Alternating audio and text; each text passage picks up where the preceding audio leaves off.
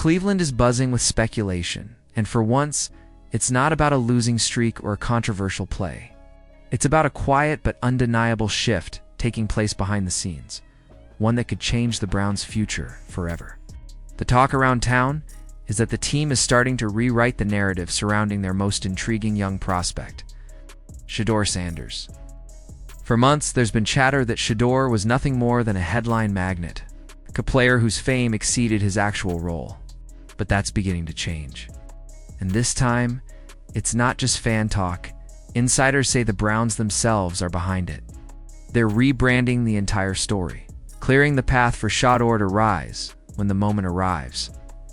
What's unfolding inside the Browns? Organization feels deliberate. Reports from sources close to the team suggest that the franchise is laying serious groundwork to prepare Shedeur for a future starting role. The idea isn't just to make him another backup quarterback sitting on the sidelines. It's to protect his image, restore his momentum, and make sure the fans are ready when his name is finally called. For the first time, there's a real sense that Cleveland wants to build around him. The organization is carefully crafting the narrative, moving from criticism to optimism, and ensuring that when Shedeur finally steps on the field, there won't be any baggage holding him back. This new direction isn't random. It seems that owner Jimmy Haslam himself may be the architect behind the plan. Before the season began, he openly hinted that both rookies, Dylan Gabriel and Shedeur Sanders, would get their opportunities to prove themselves. At the time, many brushed it off as standard preseason talk. But now, with Dylan's recent struggles and Shedeur's reputation being quietly rebuilt in the media, Haslam's words are starting to sound a lot more intentional. It's as if the Browns are saying, "We told you this was coming. Just wait." The timing couldn't be more telling. After the Browns' heartbreaking 21-17 loss to the Vikings, attention quickly turned to rookie quarterback Dylan Gabriel. He entered the game full of confidence, ready to prove that he could handle the spotlight. But as the minutes ticked away, so did his composure. Despite throwing 2 touchdowns, Gabriel faltered when the game was on the line. His accuracy slipped, his decisions grew shaky. And under relentless defensive pressure, he failed to close out what could have been a career-defining win. It was the kind of finish that leaves fans wondering if they've placed their faith in the wrong rookie, and the criticism came fast. Mary Kay Cabot, never one to hold back, took 2 social media moments after the loss. Her post was subtle but sharp, a reminder that while Gabriel had his moments, he still couldn't get it done when it mattered most. She pointed out his struggles under late-game pressure and his inability to deliver a final touchdown when everything was on the line. It wasn't just an analysis. It was a statement. And too many fans. It felt like the beginning of the end for Gabriel's honeymoon phase in Cleveland. What made her comments even more cutting was their context.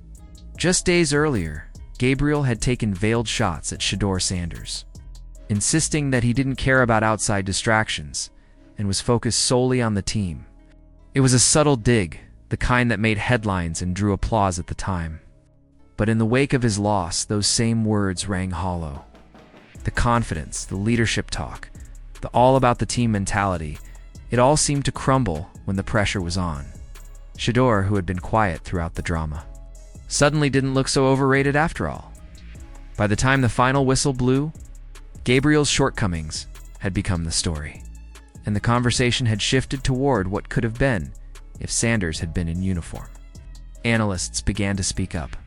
Rex Ryan, who had previously criticized Shedeur for his work ethic, suddenly changed his tune. He argued that the Browns missed an opportunity by keeping Joe Flacco as the backup instead of giving Sanders that role. In his view, having 2 young quarterbacks learning side by side, Gabriel and Sanders, would have been a smarter move. Ryan didn't mince words, calling the decision a mistake and implying that Shedeur's presence could have changed the entire game's trajectory. It was a surprising reversal from Ryan, a man known for his blunt honesty. But his comments fit into the bigger picture. The Browns are clearly setting the stage for something. Every headline, every quote, every subtle media push seems aimed at one outcome: getting the fans ready for the rise of Shedeur Sanders. And it's working.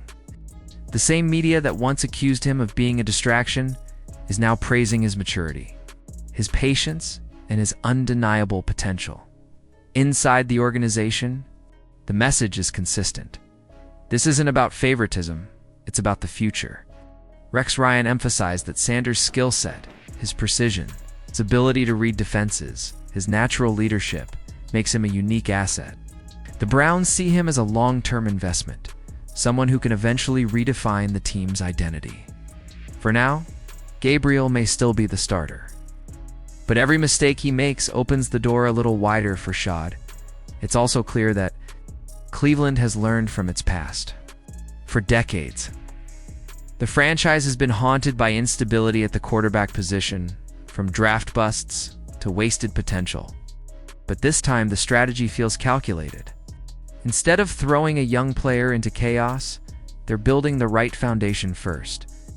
They're controlling the conversation, protecting his reputation, and ensuring that when Shedeur's name is finally called, he's not just another rookie, he's the answer. Fans can already feel it in the air. The tension between the old narrative and the new one is thick. On one hand, there's Gabriel, confident, outspoken, but struggling to prove that he can finish strong. On the other, there's Shedeur, patient, composed, and slowly becoming the quiet hope of Cleveland's future.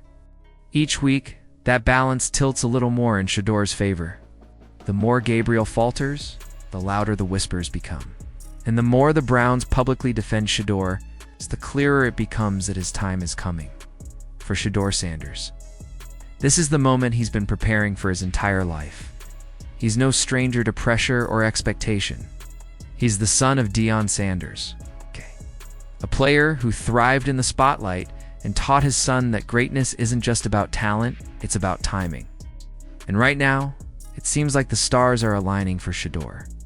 The Browns' locker room may not say it out loud, but the writing's on the wall. Every strategic leak, every shift in tone, every quote from analysts like Ryan points to the same conclusion.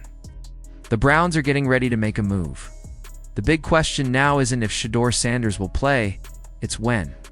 And when that moment arrives, the weight of Cleveland's expectations will fall squarely on his shoulders. But judging by how the team is setting the stage, they believe he can handle it. The narrative is changing, and this time, it's not being written by the media, it's being written by the Browns themselves. The organization that once seemed lost at quarterback may finally be crafting a plan with purpose.